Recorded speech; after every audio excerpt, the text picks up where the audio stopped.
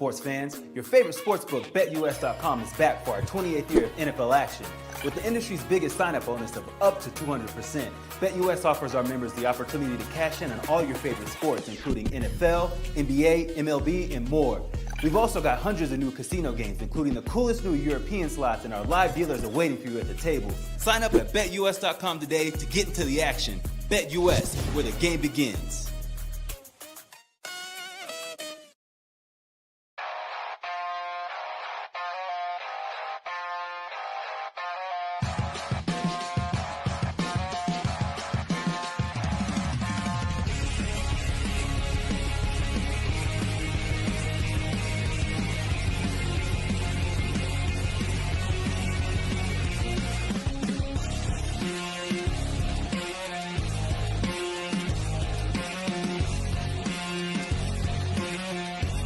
And now, broadcasting live from Las Vegas, the Snake Sports Talk Show with Jake Silva starts now. Here we go, ladies and gentlemen, on a Wednesday. And as you know, the NFL Scouting Combine is commenced, and it's been great. I know a lot of my good friends who are out there in Indianapolis right now doing all their scouting reports and all their best content as well. Here on the Snake Sports Talk Show, wherever and however you may be watching and listening, thanks for making us part of your day. We got two great interviews here for you. Collegiate cornerback JaKorey Hawkins is going to be joining us here on the program. And then amateur MMA fighter Brandon Alexis is going to be joining us as well. We're going to be talking NFL, talking a little bit of MMA. So much to come around here, right around the corner. And I will start with this because we know that the NFL season may be over, but there is a lot of things as far as discussions go because of the fact of you got the scouting combine that's going on at this week, and it's been busy. I actually have chock full of other interviewees that will be coming up in the coming days. But that's just always what it is. It's busy, and it's the best time of year. And so, you know, the NFL, the beauty of it is that this is one of the things that we've been talking about with the NBA and even with Major League Baseball as a whole, is because number one is I want to know where these kids, where they went to school at, and the pipelines in which they've built themselves up. And it's funny because I had talked to off this show, I had the pleasure of interviewing a lot of really good athletes, and one in particular that went to school up in Stanford and then went to Indiana and knows exactly the difference of both of those building programs, because one from a tech school, the other one, you're out there up and in the Midwest, and Curt Cignetti is building up a great program. So the spotlights of it is that this draft is going to be much more defensive than you believe it, because Ruben Bain, Arvell Reese, a lot of really good players, and even the secondaries, they could use some help. So Caleb Downs, you got a couple of other really good players up and in the corners. Teams are going to look to address the spots of need, the stuff that is important. So that's what this draft is all about, and it's what every draft is about. So I feel as though there are going to be teams who are making the cuts right now on their rosters because they're preparing for the free agent market that's going to open up in March, and then they're going to end up drafting up the rest of it come April. So that's the beauty of the NFL and why it never stops, because by the time free agency and the draft are finished and over, then you've got the schedule release. So everybody knows that the NFL, you can't tamper with its views. Neither can you tamper with the business platform in which they built it on. So I know, you know, the big thing is for me is that there's going to be a couple teams that I know on their draft picks. I've already mentioned about the Raiders and Fernando Mendoza, because that is one of their biggest question marks is Fernando Mendoza, truthfully, the mover and shaker of a completely wonky program. And that's where if Fernando Mendoza comes in here and makes a huge impact, to a wonky organization as they are, then that's where I know he is the real deal. But remember the last time when the Raiders took a quarterback at number 1, Jamarcus Russell, LSU quarterback, was big, was strong, knew how to throw downfield. But once you got into this dysfunctional organization, it went downhill. And that's where they went on to go and get more quarterbacks until they ended up finding Derek Carr as a Fresno State quarterback. And then that ended up working. It worked for a little of the time. Let's be honest. But one of the biggest things is that what I've also mentioned, and I've talked to a lot of people on this, is that I look at the offensive line for the Raiders. It's questionable. I don't even know if it's sustainable, but I like Cole Miller and I like Jackson Powers Johnson.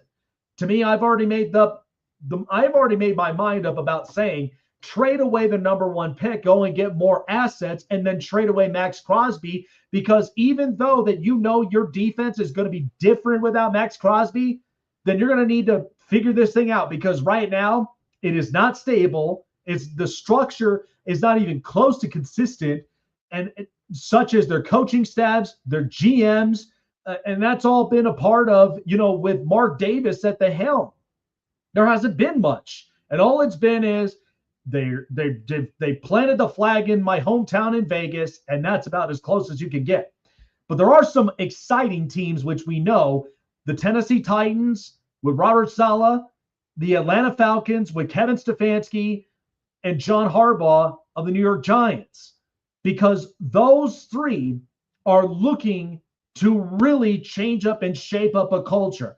The good news is for Atlanta, you have a healthy ownership. The Giants, they've needed to figure out their head coaching scheme and the entire culture since Tom Coughlin left. And then when it comes to Robert Saleh and the Tennessee Titans, you just watch Mike Vrabel go to a Super Bowl.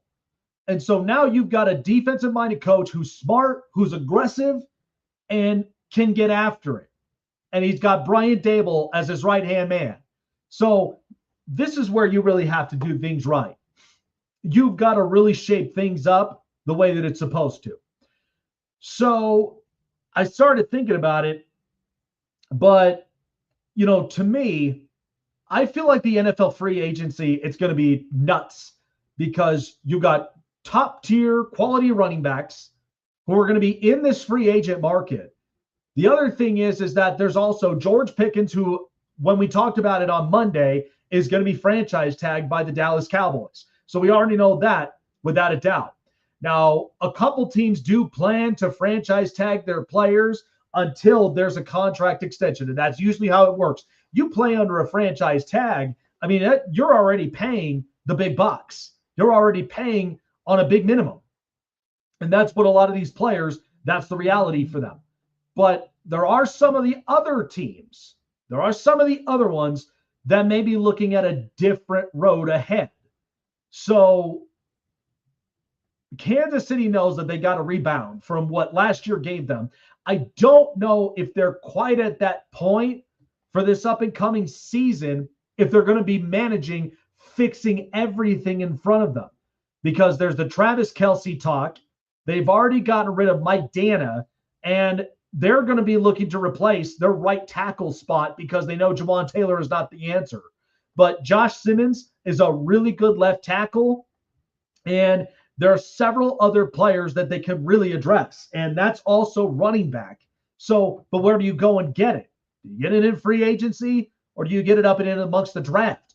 Now, Brashard Smith, who I'm told is actually really good. He's a pretty good option for them. Is he an everyday running back? Left to be said. But Breece Hall, Alvin Kamara, even Travis Etienne. But we know that there are going to be teams that when they franchise tag, they're either going to play amongst the tag, getting a long-term extension because the conversations amongst contract extensions are still ongoing, or they're not going to even play on the franchise tag, period. Those are always the kinds of things that will happen in the middle of free agency. That's just facts, and that's just reality. So I think in the NFL free agency, you're going to see some teams really address up big time because remember, the Raiders got big spending money. So do the Chargers, and so do a couple of other teams as well. So there are going to be those big spenders, supposedly, or they want to spend up and then extend because they want to take this further and further to build an empire. So that all depends. The trustworthiness from the ownership down to the GM, and then going up to the coach to finding the talents that will work with the chemistry in their locker room and up and onto the field and their schematics.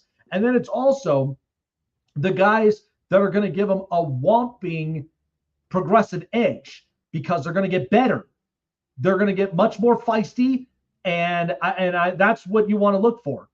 Because the last thing you want is for a lot of the other teams, like I said, I don't know as far as the Miami Dolphins and a couple of other teams that will look the same. They probably will not. They're going to get rid of some of their dead cap money that turns out to be a cap casualty, or they're going to have to rebuild this thing until they're ready to compete again. So there are those teams that are involved in that as well. But I just think that if there's a couple teams in mind, and I'll discuss it a little bit down the stretch of the show, but I do think there's going to be a couple teams on my mind that are going to be improving and a couple teams that I could see is a bit of a regression year. Now, it's not to be disrespectful to any of these teams, but we know this happens all the time. You're going to have teams that are going to feel like that they're up and in the clouds, they're on the uprise, and teams who were once up and on the uprise are going to probably feel like they're kind of declining. But they're not declining. But the question is, are they declining for now until they get back onto the uprise, or are they declining because they haven't figured anything out? So that's where you really have to figure out a lot of these organizations, the front offices, and how all of that works. It's not as simple as you think it would be. It's tough, and it's the game of chess. It's the game of chess that we all have been talking about, and that's what I love about free agency. I love this more, especially when it comes to the draft. So I think that Denver, because they're now done with the Russell Wilson, when they're done with the Russell Wilson business, then now they're going to want to get better at certain positions, and they probably will let go of some players, but it's the whole recycling deal. But remember, most teams, it's not that simple, and it's not that easy to end up running a dynasty, because in order to do that, you have to be consistent on every single level from top to bottom, and you have to address a lot of those players. How many times are you going to be in close to the last pick of the draft until eventually you become a top 10, like what Kansas City's going through? So, and that's also addressing another one of your star players to where you can make it happen. Good stuff. JaKorey Hawkins up and around the corner. We've also got Brandon Alexis, who's going to be joining us. I really am excited, though, for World Baseball Classic, as you can see here on my hat. But what a great showing it was for our men's Olympic hockey team. They went and celebrated with the president here this week, and it was great. It was a great time, and it was a great way to show out as well. All right, coming up next. So the teams of which that I feel on the top of my head that are going to progress and those that are going to regress, I'll give you those teams here in the back half of the show. And then also, because we're going into the World Baseball Classic, and that starts up in 1 week. Now, what we may expect is that, of course, the United States are the underdogs, as usual. I mean, what else is new? But I feel like this could be a year in which the United States could end up making some serious noise, and I will talk more about that here on the show as well. All right, folks. Well, first and foremost, 2026 has kicked off in a big way. We've got goals to meet. Now, one of the biggest, I talked about it on Monday, but if your goals are to eventually break away from smoking, from chewing, and also from vaping. That's right. In fact, in Colorado, they have really cracked down on the vaping scales that has been on an uprise, especially in high schools. And so in order to break away from the big nicotine kick and give you a slap of the cravings, check out Slapple for yourself. Slapple is now the official brand partnership of the Snake Sports Talk Show, where we have lots and lots of flavors here for you to get rid of the nicotine kick that you always get from whether it's a single puff or it's also a single chew. It's the alternative and the healthiest version to getting under control your nicotine kick. Comes in different flavors: mint, peach, lemon, watermelon, sour apple. They're all delicious flavors, but it's all to support in a new goal that I'm sure that you are fighting to strive for as we start 2026 with your New Year's resolution. Check it out for yourself at slapple.com. Link in the description as well. And also, when you purchase it, use promo code SNAKESPORTS for your exclusive discount at checkout. When you go on and you purchase your tin can, and check it out, 40 pieces in every tin can. Mind you, warnings, this is a nicotine product, but it is an alternative version for chewing, vaping, and for smokers. Check it out for yourself. Slap the cravings with Slapple.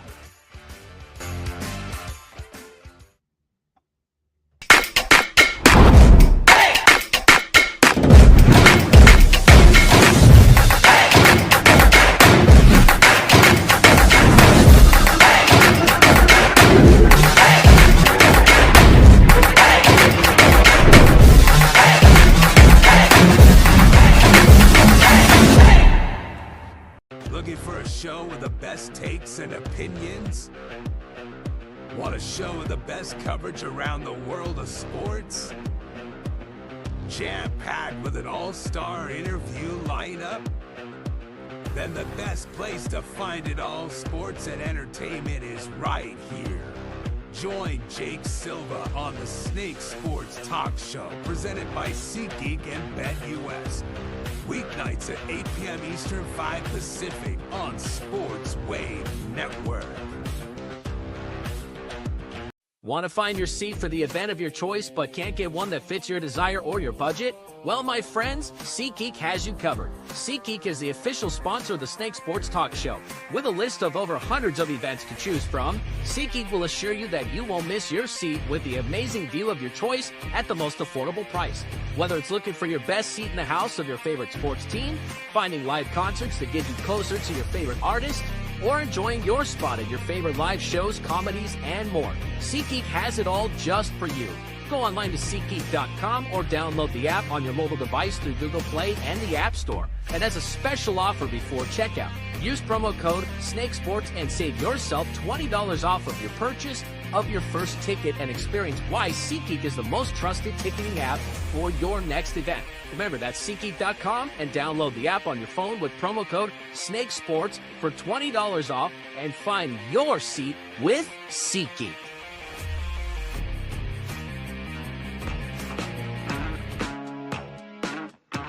Back here on the Snake Sports Talk Show, JaKorey Hawkins around the corner.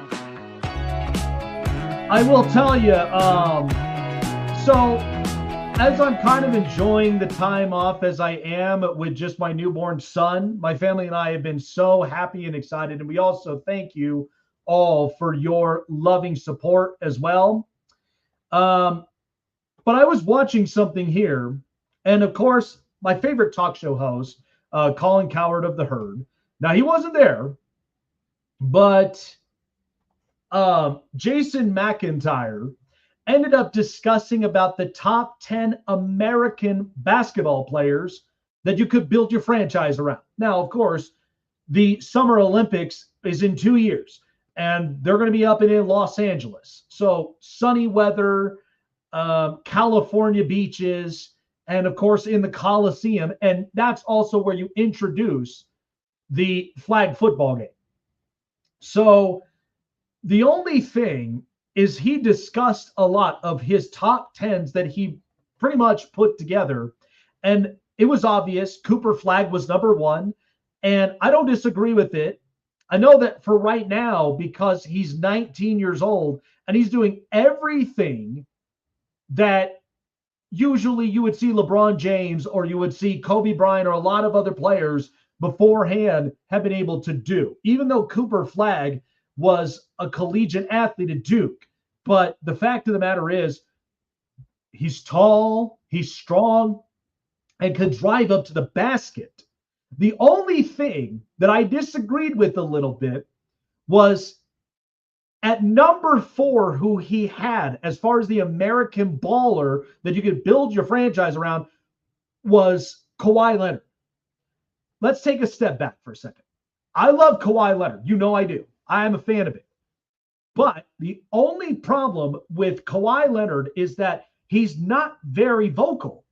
And when you're talking about veteran leadership and you're talking about building around a franchise, Kawhi Leonard, in my opinion, you've already seen this experiment with the LA Clippers. And yeah, the Clippers, they're only hanging on by a thread and they're still winning. But at the same time, how many times and how many different teams has the Clippers been able to build up until there's still no finals? There's still no finals trophy. It's very difficult to end up getting into the NBA finals when you feel like that you have all the pieces and yet you're missing some. Or you feel like you do have the pieces, but yet there's not strong communication. I would make the argument that when it comes to Kawhi Leonard, he has had several injuries in his career, which nothing against it, it's the inevitable, but he's not really a social guy. So that's where I look at, if you're going to build a franchise up and around him, I just don't know if he really will be that guy. That was where I had the backlash and pushback of when Jason McIntyre put him up at 4. I was like, whoa, time out. I've already seen this experiment. The Clippers still have not won an NBA Finals title, and yet they're still living under the shadow of the LA Lakers, who have already won multiple titles. But good for them. They got their own arena. They needed to have that happen. Thank you, Steve Ballmer.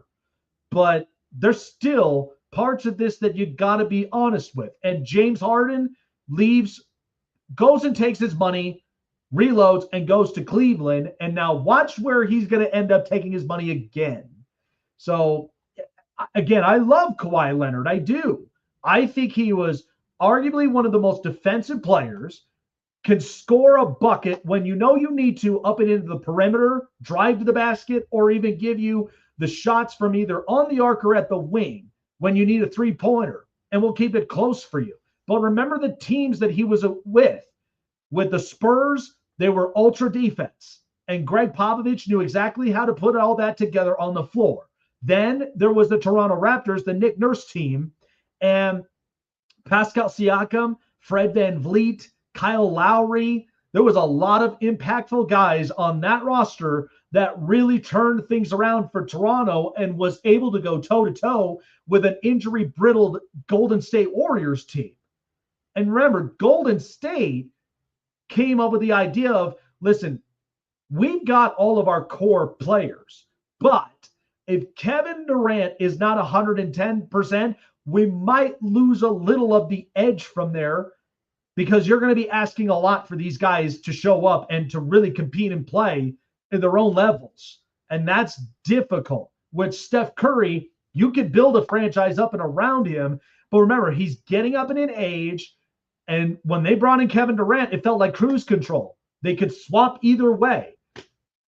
But with Kawhi Leonard, you had Paul George in the building. He's gone. James Harden in the building. He's gone. You also had a couple of other impactful players up and off the bench. I just feel like with Kawhi Leonard, he feels a lot like a chess piece player that teams like a Milwaukee could use, a team like Boston could use, Denver. And so I'm not trying to disrespect Kawhi in this regard, but when I ended up saying about, building a team around, I can't build with a guy that's not going to be vocal on and off the court. That's where a lot of the challenges come from. All right, so joining us, played collegiate ball at Ole Miss, who just got close in the college football playoff, and also playing up in Wyoming. Collegiate corner JaKorey Hawkins is going to be joining us here up and on the program.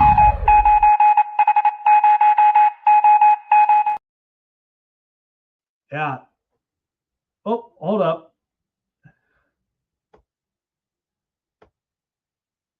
We're going to be getting JaKorey up and in here in just a moment, guys. But I'm excited about this one because I love to talk about the scouting combine, for one. Also, you know, the college football state itself, especially with the NIL, and also what we should expect up and in from the draft. So it's I'm excited for this draft for a multitude of reasons. You know, defensive players, Ruben Bain and Caleb Downs, and even Jacob Rodriguez, the linebacker. So there's a bunch of teams that I know are going to be fighting to go and get the best of the best players in their positions. So I can't wait for it.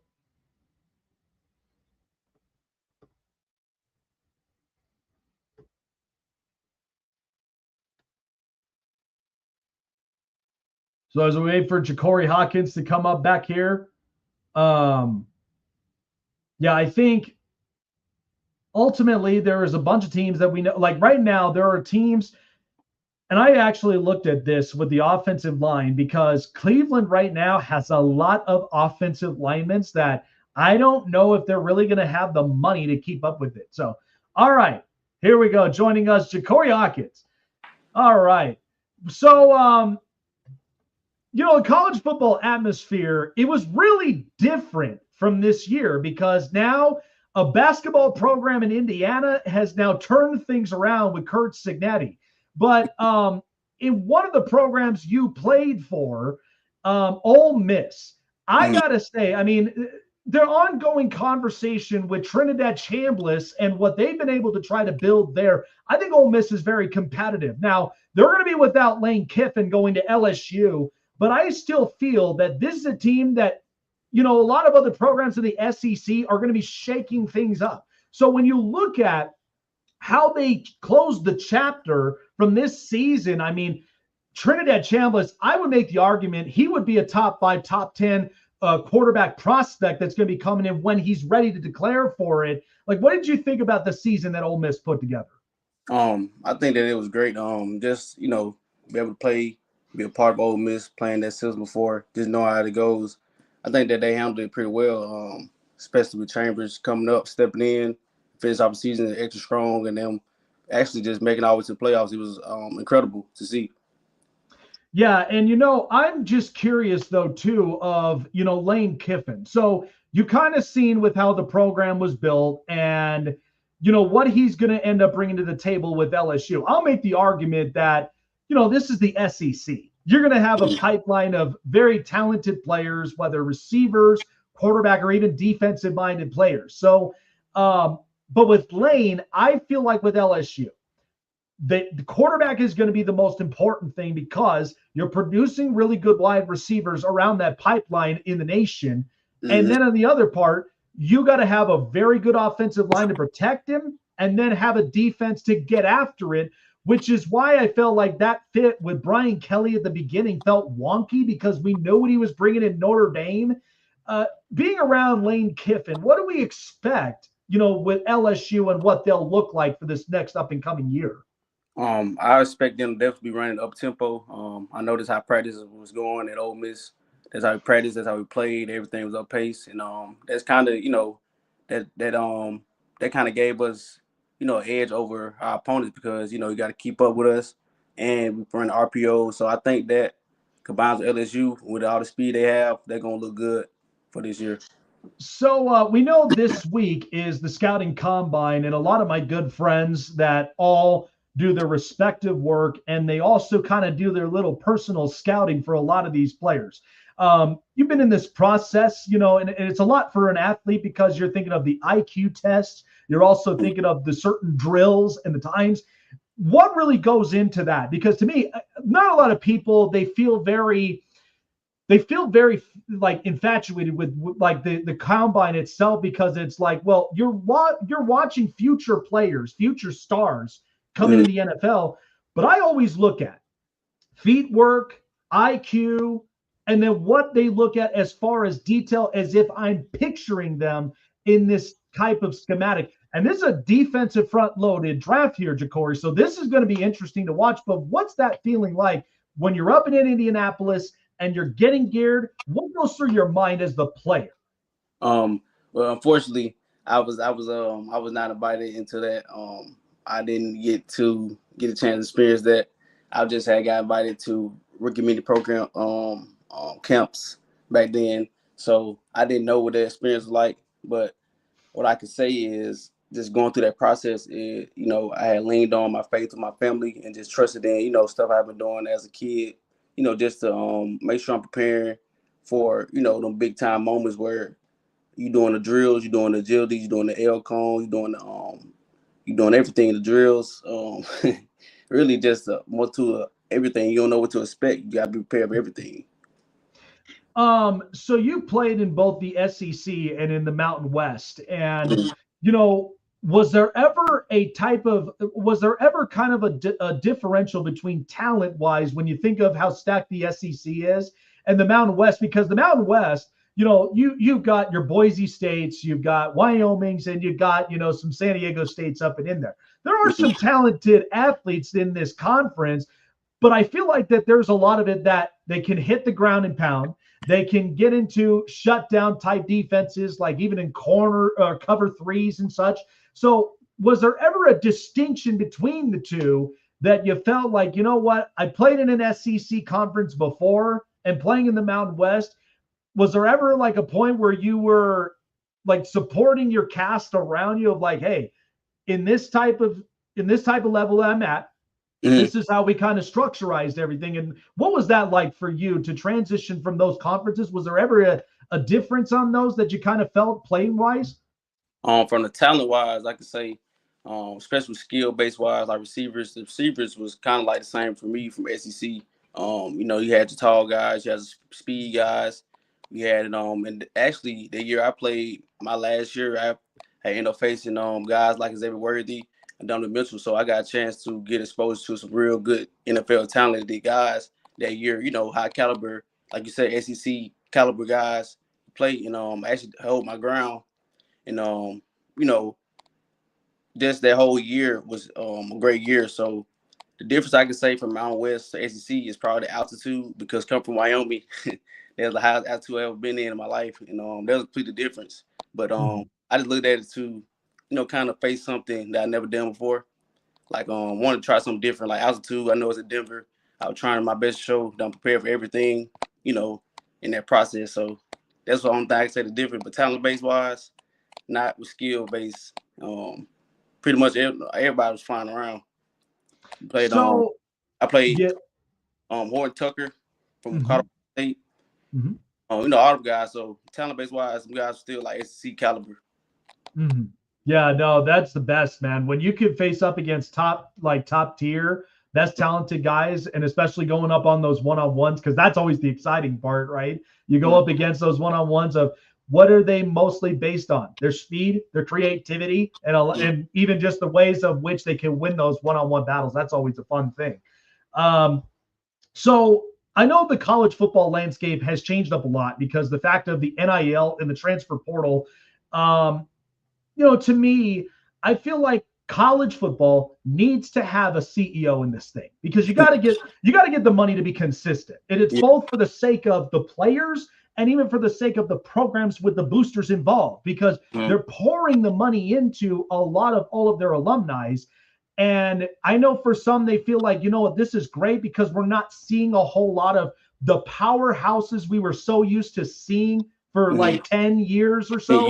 And now you're seeing a lot of like the Indianas and a lot of the other programs now start to step themselves up. And then there's the college football playoff where you got 12 teams into this. And people complain about, Tulane and James Madison. And it's like, look, you still have to be able to be best in your program, but then also win the important games as a whole. So when Yeah. you look at the college football landscape, I think if you make it consistent, get a CEO in the building to make that happen, I think it will better some things. I think it also kind of takes away a lot of the clutter that they're dealing with now. My other thing is that there shouldn't even be a conference bid period. It didn't matter. But for the group of the fives, I'm sorry to say, but you got to win out. That's the position that you're in.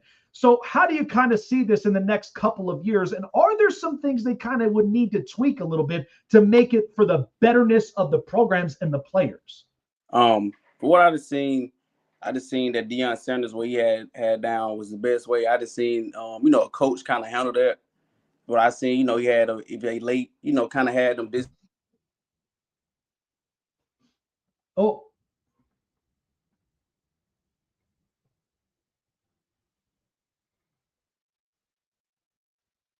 Oh, I think we lost the connection there.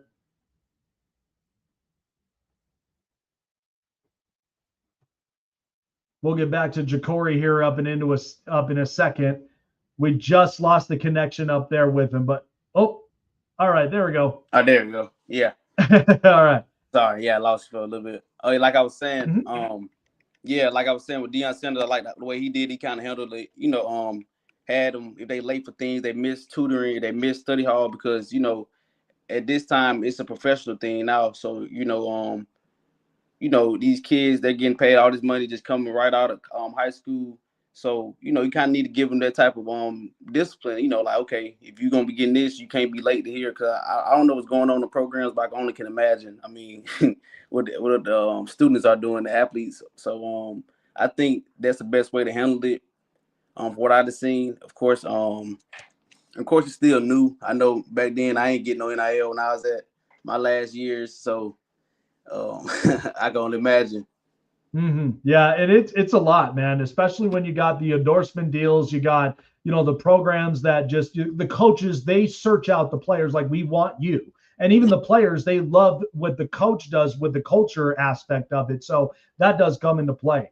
A fun question before letting you go. So we know that in 2 years from now, I mean, we just watched the Winter Olympics, and I thought it was fantastic. But 2 years from now, we're going to have the Summer Olympics, and that's where the flag football teams now are going to be integrated into the Olympics. So to me, I look at it this way. We want the best of the best stars out there up and onto the field. I don't know what that's going to look like. I'm curious. But I feel as though there has to be a balance between the NFL stars and even for the collegiate stars that are coming up and going into the NFL in the future. So when you look at this with this integration, is there anything that stands out to you in this predicament where I feel like it could better itself? This is the first year rolling this thing out on the carpet, and I mean, honestly, the women's flag football is so much fun to watch because they're competitors. But when you think about the men's side, is there a little bit of that clash where you got that NFL star and collegiate athlete, and how do you better balance it? You talk about with them playing like professional, like all-star games with their like flag football. Well, I think that it's good for the health-wise just because it just saved that risk factor of them hurting their bodies, going through a whole season. Of course, their body is their money. So, they still have to perform for their teams. And so I can see that aspect of things a while they'll do flag football for these type of settings. And, just protect the body more so of just, constantly always hitting in these type of games, type of settings. Love it, man. Appreciate you. Appreciate you for coming on by here, JaKorey. Love exactly all of your expertise, bringing it up and onto the show, man. Are you right now hitting up the phone lines? As, of course, the draft is going to be defensive heavy. So there are some teams that are going to be calling up here in the next couple of months here. But have you made any phone calls or any of them that reached out to you yet? Well, my process was 2 years ago. I'm just not coming back. I was teaching and coaching for the year. I took a year off, so I'm just not getting back in the process.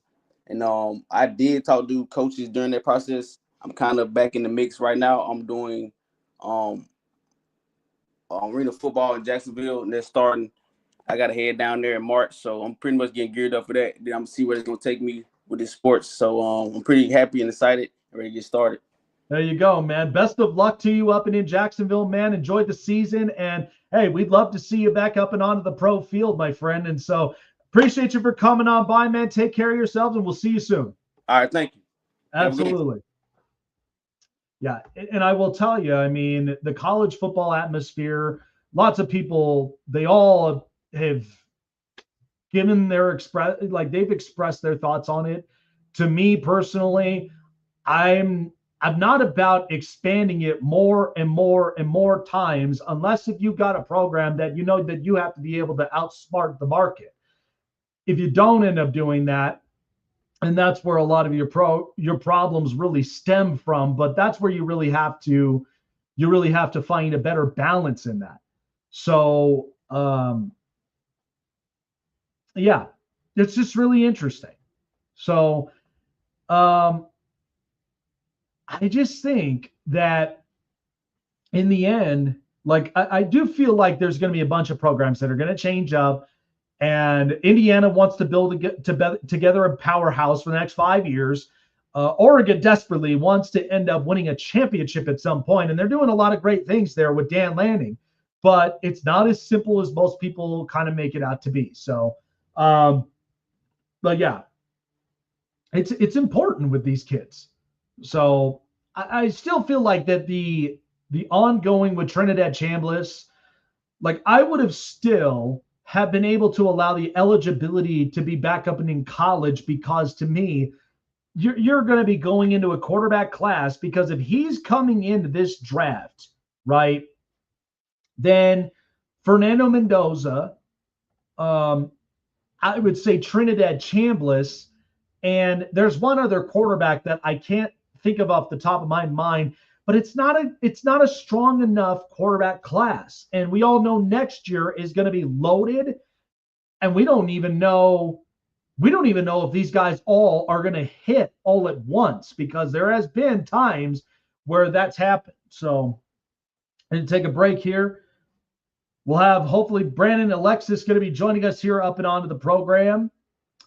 We're going to take a break up from here. Be back on the Snake Sports Talk Show.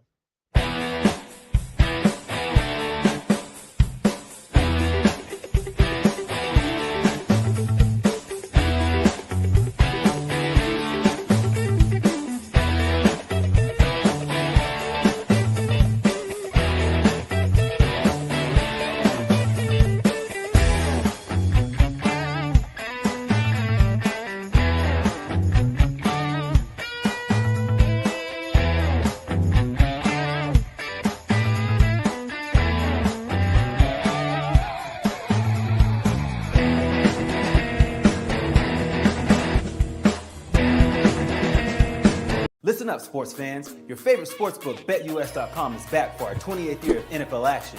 With the industry's biggest sign-up bonus of up to 200%, BetUS offers our members the opportunity to cash in on all your favorite sports, including NFL, NBA, MLB, and more.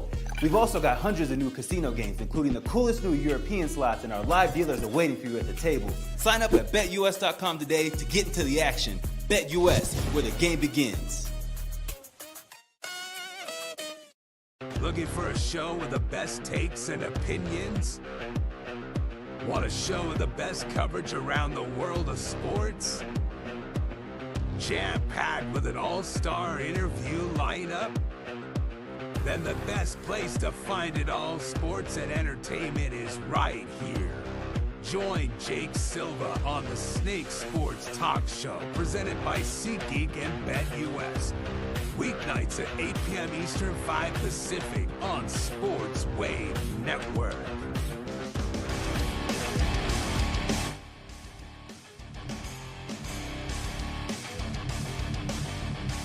Welcome back in on the Snake Sports Talk with JaKorey Hawkins up with us here earlier on.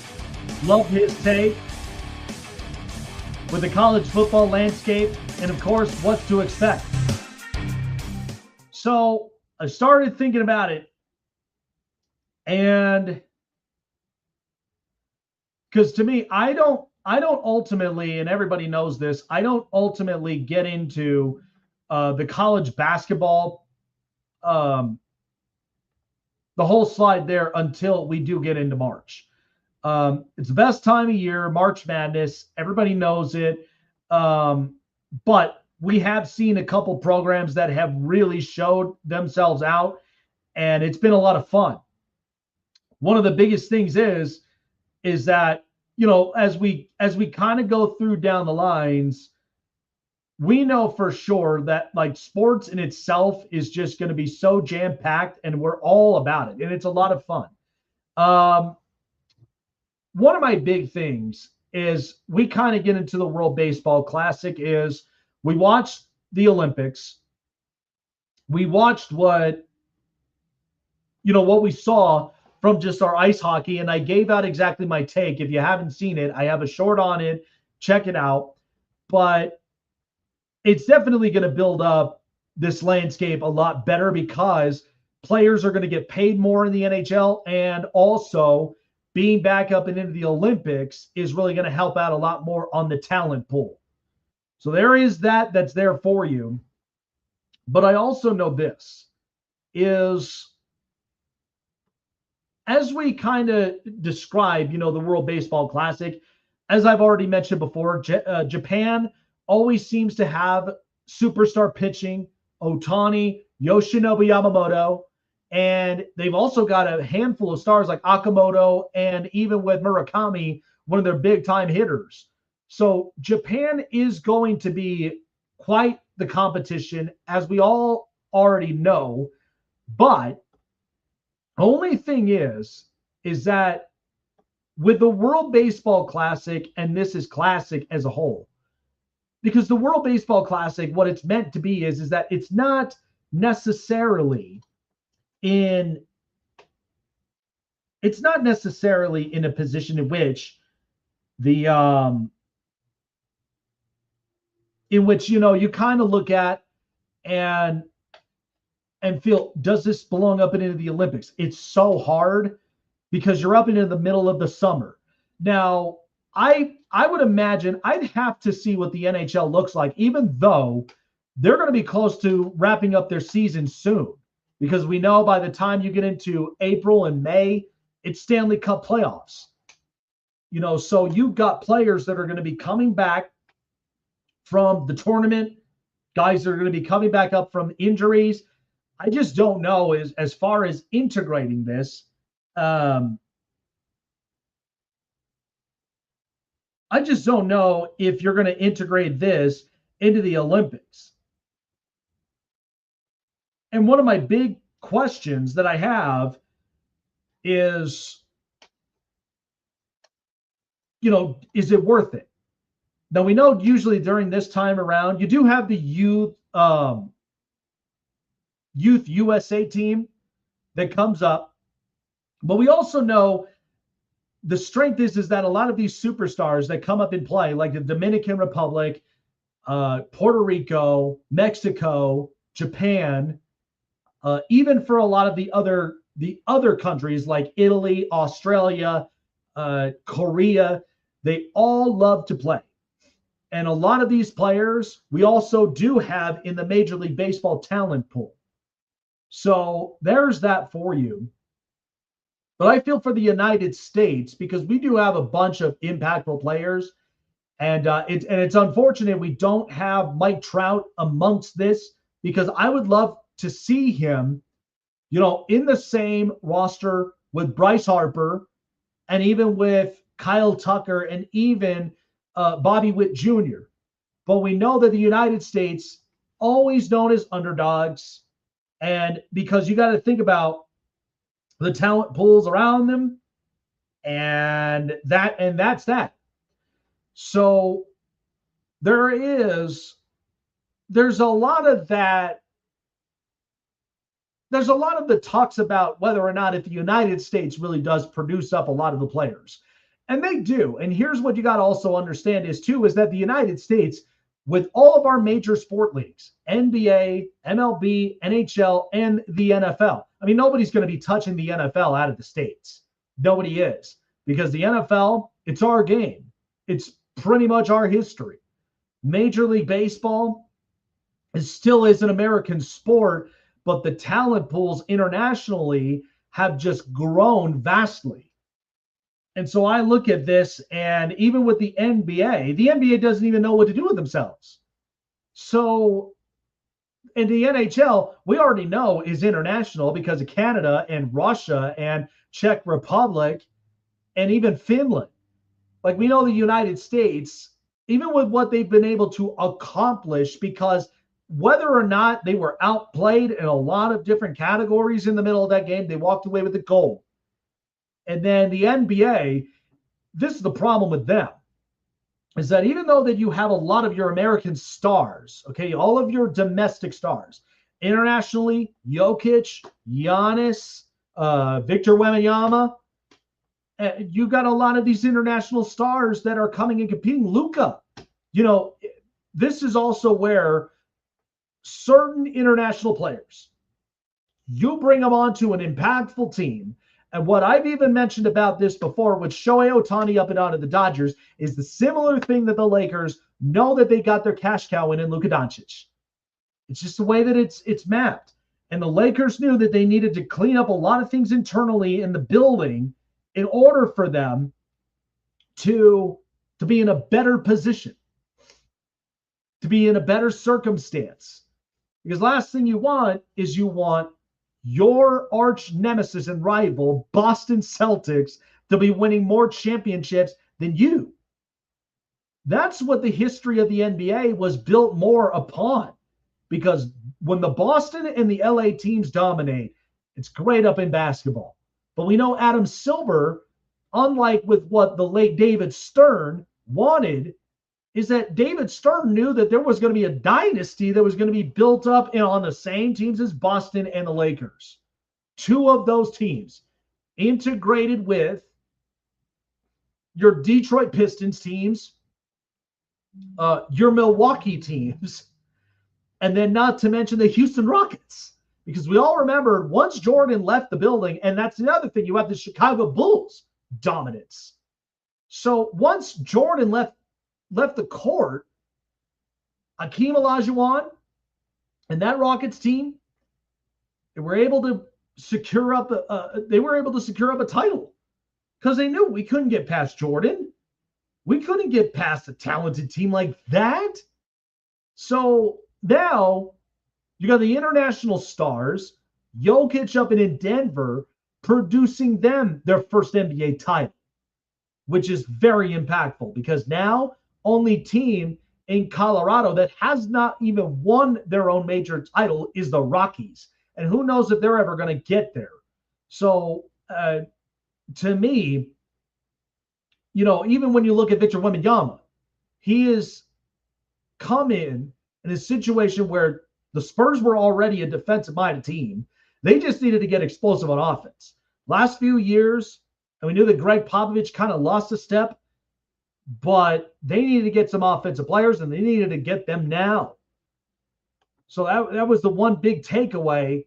All of us knew the minute that things were changing up from there, that was ultimately, that was that. That was the way in which that the cookie was going to crumble. But for the World Baseball Classic, it's always so much fun because you get to watch all the talented pool of the United States and even for a lot of these other foreign countries. We all know. So, and so I know that in this case, and with what it's going to do for Major League Baseball, because remember, people are all they're all talking about the salary caps. They're all talking about talented players up and about leaving and going on to healthier structures like the Dodgers. But what's funny about it is now I look at the Pittsburgh Pirates and they've got one young kid in the spring training right now that's tearing it up. And he was tearing it up and into the minors. Lots of teams will depend upon their farm systems to let them get by. Well, the analytics and statistics side of things, because I remember having a longtime MLB scout, Pat Murphy, when we talked about it, and he mentioned just the same exact thing too, is that scouting has not changed itself. the ways in which in new school technologies they have. But that doesn't mean that you won't find your talented player in the middle of this thing. You will find them. You just have to be able to find it. That's the real deal. So scouting has not changed. Only the aspects of which what that gets integrated into this whole scouting portion is that's how it changes up. But nothing else changes after that. And that's what he made clear. Because a lot of the analytics and statistics guys, they all feel as though like they're smarter, they got it all figured out, and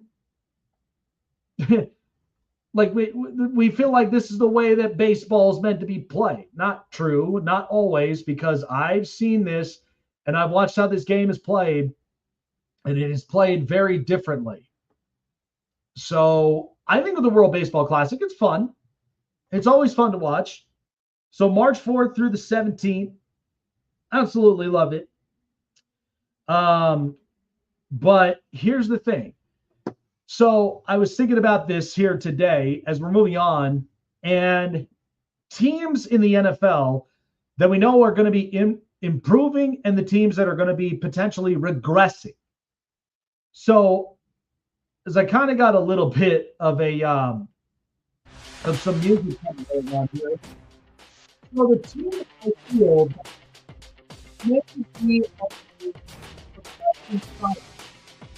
I honestly think Atlanta is on the better track, because to me, you got the offensive-minded coach that's going to help to work with Michael Penix. They're going to plan on franchise tagging Kyle Pitts. But the other thing is, too, is that they're going to be working up a lot more up and on defense and hopefully get some star power up and on offense.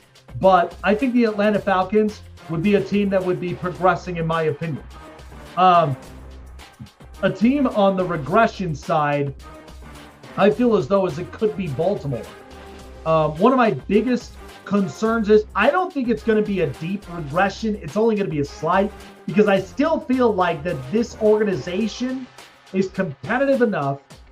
But with the Lamar Jackson deal, and then not to mention if you lose Tyler Linderbaum, and they're going to lose up some players, what does that now mean for Baltimore? Does it change their identity, or does it kind of just keep them at a stall? So that's the one thing that with Baltimore, I'm not sure. But it could be a team that could potentially regress. A team that could be up and into the uprise and improving is the New York Giants. There's no question. I think with John Harbaugh producing up his culture, and then not to mention the players with Jackson Dart and Cam Scatterbo, like I already know without a doubt that this Giants team is going to get better, because now you've got a grown-up in the room, and you needed to have one. And if you didn't have that, then the Giants were going to continue to be a mess. And then you're going to have both New York teams screaming, fighting, yelling with each other, because the teams aren't playing good outside of the Knicks.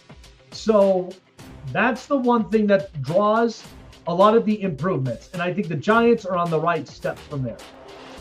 A team that could potentially be regressing, I would say, I mean, I can't really expect more up and out of them, but I do feel like that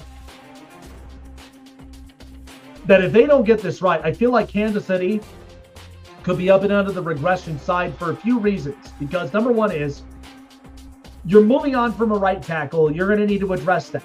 But you're also kind of tight up and on money side of things. But we know Patrick Mahomes is going to make things happen. I just am not sure if they're really going to be up and in the improving side yet. I feel like they could be making their marks up to it, but I don't know if they're going to be in full improvement, but we'll have to wait and see. But I think that's going to be a team with the same thing, slight regression. That's what I kind of look up from there. A team that definitely is going to regress, and I'm not sure how this is going to work itself out, but the Pittsburgh Steelers, first and foremost, spent so much money up and on defense. I don't know if Will Howard really is the real deal. and you're going to need to fix up the offensive line. You need another secondary weapon. I just don't know how Mike McCarthy is honestly going to make this all work, because most people would have looked at Mike McCarthy and went, was it really Mike or was it Dak up in Dallas, or even with Aaron Rodgers that have been in Green Bay? So there's just too many what ifs in this room, and I just don't know if he will. A team that could vastly improve only because that could slightly improve only because there really wasn't much change in the Buffalo Bills. I think they're going to end up moving off some pieces, but at the same time, they get Joe Brady in here, an offensive-minded coach, and they needed to change things up after what Sean McDermott left. Now, this is why it's a little bit of a slight progression, because that you still have Josh Allen. If you can get another offensive weapon into the building next to Khalil Shakir and your dual tight end set, or even a triplet, then I feel Buffalo could be up and into the right tracks and they might get over the hump. The question mark that I have is the Cleveland Browns. I don't know.